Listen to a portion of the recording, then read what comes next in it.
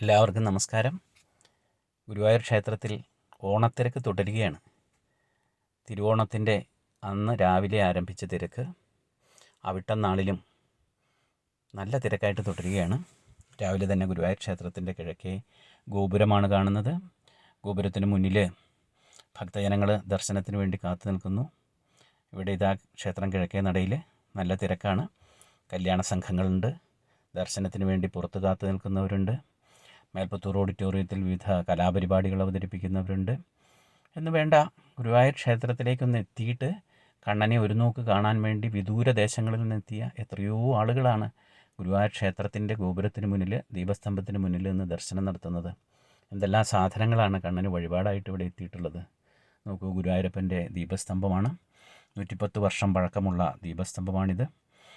ഇതാ ഗുരുവായൂർ ക്ഷേത്രത്തിന് മുന്നിൽ ഭരതനാട്യം അവതരിപ്പിക്കുന്നതിന് വേണ്ടിയിട്ടുള്ള കുട്ടികൾ അവർ തങ്ങളുടെ പൊൻചിലങ്ക കണ്ണന് മുന്നിൽ കാണിച്ചിട്ട് ഭരതനാട്യത്തിൻ്റെ അരങ്ങേറ്റം നടത്താൻ വേണ്ടി എത്തിയിട്ടുള്ളതാണ്. എത്രയോ ദൂരത്ത് നിന്ന്, എത്രയോ സ്ഥലങ്ങളിൽ നിന്ന് എത്തിയവരാണ് ഇവർ. എത്ര കാലത്തെ അധ്വാനം, എത്ര കാലത്തെ പഠനത്തിന് ശേഷം തങ്ങളുടെ ഇഷ്ട കലാരൂപമായ ഭരതനാട്യം കണ്ണന് മുന്നിൽ അവതരിപ്പിക്കുന്നതിന് വേണ്ടിയിട്ടാണ് ഇവർ എത്തിയിട്ടുള്ളത്. നല്ല തിരക്കാണ് ഗുരുവായൂർ ക്ഷേത്രനടയിൽ. നോക്കൂ, നല്ല തിരക്കാണ്. ഇവിടെ ഇതാ ഒരു വിവാഹം നടക്കുന്നു. കുറച്ച് വിവാഹങ്ങൾ ഉണ്ടായിരുന്ന ദിവസമാണ്. അവിട്ടനാളിൽ കുറച്ച് വിവാഹങ്ങൾ ഉണ്ടായിട്ടുണ്ട്. വിവാഹ സംഘങ്ങൾ ധാരാളമായിട്ട് ഇവിടെ വിവാഹത്തിന് പങ്കെടുക്കാൻ എത്തിയവരെയാണ് ഇവിടെ കാണുന്നത്. ചിങ്ങമാസത്തിലെ അവസാനത്തെ മുഹൂർത്തം എന്ന നിലയിലാണ് ഇന്നലെ കുറച്ച് കല്യാണങ്ങൾ ഉണ്ടായിട്ടുള്ളത്. ഇതാ ഇവിടെ ഒരു കുട്ടി നിന്നിട്ട് ഫോട്ടോ എടുക്കുന്നു. ഗുരുവായൂർ ക്ഷേത്രനടയിൽ നിന്ന് ഫോട്ടോ എടുക്കുക, റീൽസ് എടുക്കുക, അത് സോഷ്യൽ മീഡിയയിൽ അപ്ലോഡ് ചെയ്യുക എന്നതൊക്കെ ആളുകളെ സംബന്ധിച്ച് വളരെ സന്തോഷകരമായ ഒരു അന്തരീക്ഷമാണ്. ഈ നടയിലെത്തിയാൽ തന്നെ മനസ്സിൽ ആഹ്ലാദം നിറയും, സന്തോഷം നിറയും, എല്ലാ ദുഃഖങ്ങളും മാറും, എല്ലാ ശോകഭാവങ്ങളും മാറും. കണ്ണൻ മാത്രം മനസ്സിലേക്ക് കയറിയിരിക്കും. കണ്ണൻ്റെ ഓടക്കുഴൽ വിളിനാദവും കണ്ണൻ്റെ മയിൽപ്പീലി സ്പർശവും അദ്ദേഹത്തിൻ്റെ കള്ളപ്പുഞ്ചിരിയുമെല്ലാം നമ്മുടെ മനസ്സിൽ നിറഞ്ഞ് സന്തോഷത്തിൻ്റെ, ആഹ്ലാദത്തിൻ്റെ, ഉന്മാദത്തിൻ്റെ ഒരവസ്ഥയിലേക്ക് മനുഷ്യൻ എത്തിച്ചേരുന്ന നിമിഷങ്ങളാണ്. ഇതാ ദർശനത്തിനായിട്ട് ആളുകളെ കൂട്ടത്തോടെ വിടുകയാണ്. ഇത് നമ്മൾ സാധാരണ വന്ദേ ഭാരത് എന്ന് പറയുന്ന രീതിയിലാണ് ദർശനം നടത്തുന്നത്. കുട്ടികളിതാ ഗുരുവായൂരപ്പന് മുന്നിൽ നിന്നിട്ട് ഫോട്ടോയ്ക്ക് പോസ് ചെയ്യുന്നു. അവരുടെ രക്ഷിതാക്കളുണ്ട്, അവരെ പഠിപ്പിച്ച അധ്യാപകരുണ്ട്. ഓരോ നിമിഷവും ഗുരുവായൂർ ക്ഷേത്രനടയിലെ ഒപ്പിയെടുക്കുന്നതിന് വേണ്ടിയിട്ടായിട്ട് ഫോട്ടോഗ്രാഫർമാരുണ്ട്. അങ്ങനെ മേൽപ്പത്തൂർ ഓഡിറ്റോറിയത്തിൽ മറ്റൊരു നൃത്തം നടക്കുന്നു. അതിൻ്റെ സൈഡിലൂടെ മോഹിനിയാട്ടാണ് നടക്കുന്നത്. അതിൻ്റെ സൈഡിലൂടെ നടന്നു നീങ്ങുന്നത് ദർശനത്തിനായി മണിക്കൂറുകളായി കാത്തു നിൽക്കുന്ന ആളുകളാണ് നടന്നു നീങ്ങുന്നത്. അവർ കുറേ നേരമായിട്ട് കാത്തു നിൽക്കുകയായിരുന്നു. മേൽപ്പത്തൂർ ഓഡിറ്റോറിയത്തിൻ്റെ സൈഡിലൂടെ ഇങ്ങനെ കടന്നിട്ട് ഇവിടെ ക്യൂ കോംപ്ലക്സിലേക്ക് അവർ എത്തിച്ചേരും. ക്ഷേത്രനടയിൽ ഇപ്പോഴും തിരക്ക് തന്നെയാണ്. ക്ഷേത്രനടയിൽ ധാരാളം ആളുകൾ ഈ ദീപസ്തംഭത്തിന് മുന്നിൽ നിന്ന് തൊഴുക എന്നുള്ളത്, അകത്ത് പോകാൻ പറ്റാത്തവർക്കൊക്കെ ദീപസ്തംഭത്തിന് മുന്നിൽ നിന്ന് തൊഴുക എന്നുള്ളത് വലിയൊരു സന്തോഷകരമായ സംഗതിയാണ്. ഏതായാലും ഗുരുവായൂരപ്പൻ്റെ പൊൻകൊടിമരം കാണാം, ഗുരുവായൂരപ്പൻ്റെ ദീപസ്തംഭം കാണാം, ഗുരുവായൂർ ക്ഷേത്രനട കാണാം. ധാരാളം ആളുകൾ ക്ഷേത്രത്തിനകത്തേക്ക് തൊഴാനായിട്ട് ക്യൂ നിൽക്കുന്ന ആളുകൾ പോകുന്നത് കാണാം. ഗുരുവായൂരപ്പൻ്റെ ക്ഷേത്രനടയിലെ വെള്ളിയിൽ പൊതിഞ്ഞിട്ടുള്ള തൂണുകൾ, ചുമർചിത്രങ്ങൾ, ഓം നമോ ഭഗവതി വാസുദേവായ, ഓം നമോ നാരായണായ എന്നെല്ലാം എഴുതിയ ബോർഡുകൾ അതിന് മുന്നിലുണ്ട്. അങ്ങനെ ഗുരുവായൂരപ്പൻ്റെ സർവ്വസാന്നിധ്യവും നിറഞ്ഞു നിൽക്കുന്ന ഈ ഭൂമികയിലേക്ക് എത്തിച്ചേരാനും ഒരിക്കലെങ്കിലും കണ്ണൻ്റെ മുന്നിൽ കൈകൂപ്പാനും വേണ്ടിയിട്ട് മോഹിക്കുന്ന ആളുകളുടെ ഓരോ ദിവസവും ഓരോ നിമിഷവും വർദ്ധിച്ചു വരികയാണ്. ഒന്ന് ആലോചിച്ച് നോക്കൂ, ലോകത്തിൻ്റെ വിവിധ ഭാഗങ്ങളിൽ കണ്ണന് സമർപ്പിക്കാൻ വേണ്ടിയിട്ട് എത്തിച്ചിട്ടുള്ള സാധനങ്ങളാണ്. അതിൽ അവിൽപ്പൊതിയുണ്ട്, കയറുണ്ട്, പിന്നെന്താ ഉള്ളത്, തുളസിപ്പൂവുണ്ട്, തെച്ചിപ്പൂവുണ്ട്, താമരപ്പൂവുണ്ട്, എണ്ണയുണ്ട്, പിന്നെ ഓണക്കോടിയുണ്ട്, ഇളനീരുണ്ട്, ചേനയുണ്ട് എന്ന് വേണ്ട മനുഷ്യൻ ഉപയോഗിക്കുന്ന എല്ലാ സാധനങ്ങളും, അവർക്ക് ഇഷ്ടപ്പെട്ട എല്ലാ സാധനങ്ങളും, ഏറ്റവും മികച്ച സാധനങ്ങളും ഏറ്റവും മികച്ച വിളവുകളും കണ്ണന് സമർപ്പിക്കാൻ വേണ്ടിയിട്ടാണ് ഭക്തർ ഗുരുവായൂരിലേക്ക് എത്തുന്നത്. ദർശനത്തിനായി കാത്തു നിൽക്കുന്ന ആളുകളെ നമുക്കിവിടെ കാണാം. ഇവിടെ നിന്ന് ദർശനം നടത്തുന്ന ഭക്തരെ നമുക്ക് കാണാം.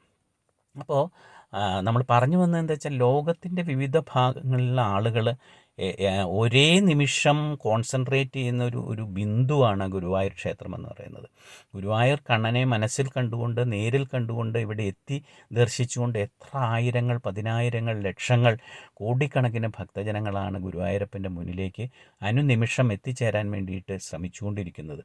ഭക്തരെ സംബന്ധിച്ചിടത്തോളം ജീവിതാഭിലാഷമാണ് ഗുരുവായൂരിലെത്തുക എന്നുള്ളത്. ഈ എത്തി നിൽക്കുന്ന ഇന്നലെ എത്തിയ ആളുകളല്ല ഇന്നുള്ളത്, ഇന്നുള്ള ആളുകളല്ല നാളെയുള്ളത് എന്ന് പറഞ്ഞാൽ ജീവിതത്തിൽ ഒരിക്കൽ മാത്രം മോഹിച്ച് ഒരിക്കൽ മാത്രം ഗുരുവായൂരിലെത്തി പോകുന്ന എത്രയോ ആളുകളുണ്ട് ഈ കൂട്ടത്തിൽ. അത് മാത്രമല്ല, വർഷത്തിൽ പലതവണ വരുന്നവരുണ്ട്, മാസത്തിൽ പലതവണ വരുന്നവരുണ്ട്, മാസത്തിൽ ഒരിക്കൽ വരുന്നവരുണ്ട്. അങ്ങനെ പലതരക്കാരായിട്ടുള്ള ഭക്തജനങ്ങളെ കൊണ്ട് നിറഞ്ഞ ഒരു സ്ഥലമാണിത്. അതാണ് ഓരോ നിമിഷവും ഗുരുവായൂരിലെ വിഷ്വൽസ്, ഓരോ നിമിഷവും ഗുരുവായൂരിലെ കാഴ്ചകൾ മാറിക്കൊണ്ടിരിക്കുകയാണ്.